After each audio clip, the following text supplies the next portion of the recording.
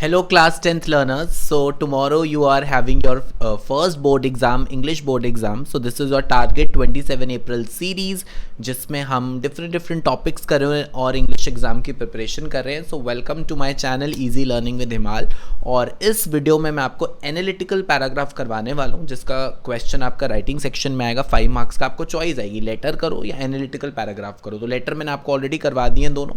अब मैं आपको एनालिटिकल पैराग्राफ करवाने वाला हूँ. सो चलो वीडियो को स्टार्ट करते हैं. और अगर आप पहली बार मेरे चैनल पर आए हो, so hello learners, my name is Himal Sharma. I am Unacademy verified plus educator and I have 4 years of teaching experience. आप मेरी अनअकैडमी की क्लासेस भी अटेंड कर सकते हैं, वो फ्री क्लासेस हैं. लिंक डिस्क्रिप्शन बॉक्स में. और क्लास को अटेंड करने का जो अनलॉक कोड है that is HS super. And you can also join my Telegram and Instagram channel. Links are given in the description box below.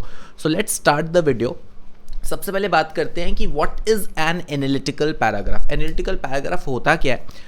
So it is a form of descriptive writing. Descriptive writing क्या होता है? जब आप किसी चीज़ को describe करके लिखते हो, मतलब किसी भी चीज़ को अगर आप डिटेलिंग में लिखते हो, उसकी माइन्यूट डिटेल्स मेंशन करते हो, that is known as descriptive writing which is written on the basis of. अब वो किस बेसिस पे लिखा जाता है? कोई चार्ट गिवन हो सकता है, कोई ग्राफ गिवन हो सकता है, कोई टेबल गिवन हो सकता है, कोई पाई चार्ट गिवन हो सकता है, क्लूज, आउटलाइन, कुछ भी आपको डेटा गिवन होगा जिसके बेसिस पे आपको एक पैराग्राफ लिखना है. ठीक है, सो चलो स्टार्ट करते हैं. सबसे पहले इसकी वर्ड लिमिट कितनी है? ये 5 मार्क्स का बोर्ड एग्जाम्स में आने वाला है, तो वर्ड लिमिट है 100 to 120 वर्ड्स.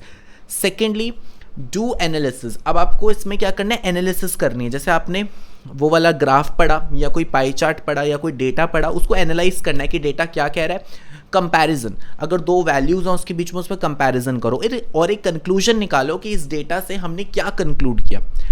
उसके बाद डोंट चेंज द फैक्ट्स और डेटा. एनालिटिकल पैराग्राफ में आपको वही फैक्ट्स और वही डेटा मेंशन करने हैं जो उस टेबल में, उस चार्ट में गिवन है. अगर हमें कोई डेटा पहले से पता है वो हम वहाँ पे नहीं लिखेंगे. जो चार्ट में आपको मेंशन होगा, जो पाई चार्ट में या ग्राफ में मेंशन होगा, आपको वही लिखना. Then no personal opinion. ठीक है, यहाँ पे आपको पर्सनल ओपिनियन नहीं दिया. जो आपको क्वेश्चन में चार्ट है उसी को स्टडी करके आपको पैराग्राफ लिखना है. अपनी तरफ से कोई ऐसा एडिशनल फैक्ट ऐड नहीं करना है. जो फैक्ट्स ऑलरेडी गिवन है उसी को पैराग्राफ के फॉर्म में प्रेजेंट करना है. Simple and formal language. ठीक है, तो एनालिटिकल पैराग्राफ क्या होता है कि एनालिसिस करते हो तो लैंग्वेज काफ़ी फॉर्मल होनी चाहिए. सिंपल सेंटेंसेस यूज़ करने, ज़्यादा मुश्किल सेंटेंसेस मत यूज़ करना जिससे कि आपकी ग्रामेटिकल मिस्टेक्स होने के चांसेस कम हो जाएंगे.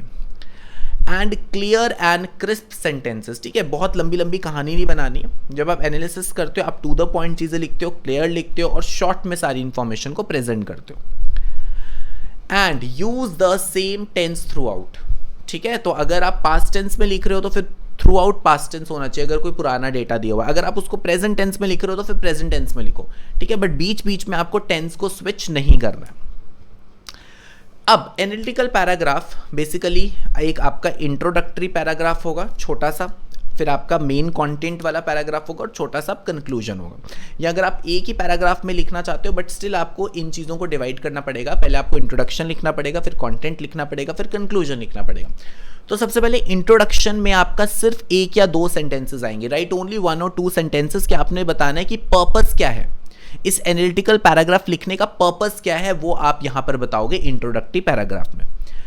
फिर मेन बॉडी में आपने क्या करना है? देखो, मेन बॉडी में you have to explain in detail what the graph is about. पूरा डिटेल में आपको एक्सप्लेन करना है कि ग्राफ किसके बारे में है. यूज रेलेवेंट फिगर्स, है ना, कोई फिगर, कोई परसेंटेज कुछ दिए वो वहां पे यूज करो. एक्सप्लेन ट्रेंड्स एक्सप्लेन करने. जैसे कोई वैल्यू आपकी बहुत हाई है और कोई वैल्यू बहुत लो है तो उस पर आपको ज़्यादा फोकस करना है. मेक कंपैरिजन एंड कॉन्ट्रास्ट, है ना, 2 वैल्यूज के बीच में आप कंपैरिजन कर सकते हो. डिवाइड इनटू सब पैराग्राफ इफ रिक्वायर्ड, बट मैं बोलूँगा 5 नंबर का ही है तो इसको और पैराग्राफ में डिवाइड करने की कोई ज़रूरत नहीं है. मेन बॉडी आप एक ही पैराग्राफ में लिखना. उसके बाद बात करते हैं कंक्लूजन. ठीक है, तो कंक्लूड करना आपको पैराग्राफ जिसमें आपने ओवरऑल व्यू देना है कि इससे हमने क्या कंक्लूजन निकाला अपनी स्टडी से, और एक छोटी सी समरी टाइप, मतलब 3 to 4 लाइंस में आप इसका कंक्लूजन दे सकते हो. अब जो भी चीज़ें मैंने आपको बताई उसको एक सॉल्व एग्जाम्पल लेके करते हैं सो दैट आपका टॉपिक पूरी तरीके से क्लियर हो जाए. और एक मैं आपको होमवर्क क्वेश्चन दूंगा जो आप खुद से प्रैक्टिस करना. ओके, अब देखो ये वाला एक पैराग्राफ आपको दिया हुआ है एनालिटिकल पैराग्राफ लिखने को. The pie chart shows the proportion of people from different households living in poverty in the UK इन 2002. तो 2002 में ये पाई चार्ट दिखाता है कि डिफरेंट हाउस होल्ड्स है ना, they are different households के लोग जो पावर्टी में रह रहे हैं, ठीक है। Write an analytical paragraph to describe the information in 100 to 120 words, तो ठीक है। तो यहाँ पे लिखा है proportion of people from each household living in poverty. तो single aged person, single person जो एजड है, ठीक है, वो 7% है। एजड कपल्स है ना, जो एजड कपल्स है वो 5% है। सिंगल विदाउट चिल्ड्रन, अब हम यहाँ पे देखेंगे, यहाँ पे देखो कितना ज़्यादा हमारा डेटा आ रहा है कि वो सिंगल लोग जो विदाउट चिल्ड्रन है वो 24% पावर्टी में रह रहे हैं। Couple without children 9%। Sole parents, sole parents मतलब सिंगल मदर या सिंगल फादर, तो वो 26%। तो यहाँ से हमें एक डेटा पता चल गया, जो सिंगल लोग हैं वो ज़्यादा पावर्टी में रह रहे हैं। यहाँ 24% है, यहाँ 26% है। कपल विद चिल्ड्रन, जो कपल हैं जिनके बच्चे भी हैं वो भी पावर्टी में रह रहे हैं 15%। और ऑल हाउस होल्ड, बाकी सारे हाउस होल्ड्स मिला के उन्होंने 14% यहाँ पे कर दिया। अब हमें ये डेटा दिया हुआ है, अब हम इसको पैराग्राफ में कैसे लिखेंगे वो मैं आपको बताता हूँ। तो सबसे पहले इंट्रोडक्टरी पैराग्राफ, मैंने बताया था आपको इंट्रोडक्टरी पैराग्राफ में आपने ये बताना है कि चार्ट किसके बारे में है, तो हमने वो तो क्वेश्चन से ही लिख दिया। The given chart illustrate 7 different categories of households living in poverty in the UK in 2002। हमने यहाँ पे काउंट कर लिया ना, 1 2 3 4 5 6 7, तो वही सेम हमने चीज यहाँ लिख दी। The given chart pie chart illustrate 7 different categories of households living in the poverty in UK in 2002, बाकी तो हमने क्वेश्चन से लिख दिया। अब ये रहा आपका मिडल वाला पैराग्राफ। अब मैं आपको बताता हूं इसमें मेन चीजें क्या आपको पॉइंट आउट करनी है। सबसे पहले आप देखो जो सबसे बड़ा डेटा है, जैसे 26% है, 26% कौन है, सोल पेरेंट्स। तो सबसे पहले आपको ये एक्सप्लेन करना पड़ेगा। It is clearly evident from the pie chart that 26% of the total poverty-stricken households are those of sole parents. तो आप लिखोगे यहाँ पे पाई चार्ट से हमें क्लियरली पता चल रहा है कि 26% of the total poverty stricken house hold, poverty stricken मतलब जो पावर्टी से सफर कर रहे हैं वो कौन है, सोल पेरेंट्स। उसके बाद अगर हम देखें तो ये 24% वाला भी काफी ज्यादा प्रोपोर्शन है, तो ये भी हम मेंशन करेंगे। सिंगल पीपल विदाउट चिल्ड्रन, 24% कौन है, single people without children, account for the second highest proportion with 24%। तो आपने हाईएस्ट और सेकंड हाईएस्ट बताया क्योंकि वो काफी क्लोज था। अब देखो इसके बाद क्या लिखा है, in contrast to couple without children that accounts for just 9% couples with children accounts for 15% of the poor households. फिर हमने बताया जो कपल हैं विदाउट चिल्ड्रन वो कितने हैं, ये रहे आपके 9%, और जो कपल विद चिल्ड्रन है वो कितने, 15%। तो अगला हमने कपल के बारे में बता दिया, पहले सिंगल लोगों के बारे में बता दिया, फिर कपल के बारे में बता दिया। Single aged person in aged couples proportion for 12% together for poor household. So देखो थोड़ा सा तो आप अपने आप से क्रिएटिविटी दिखाओगे।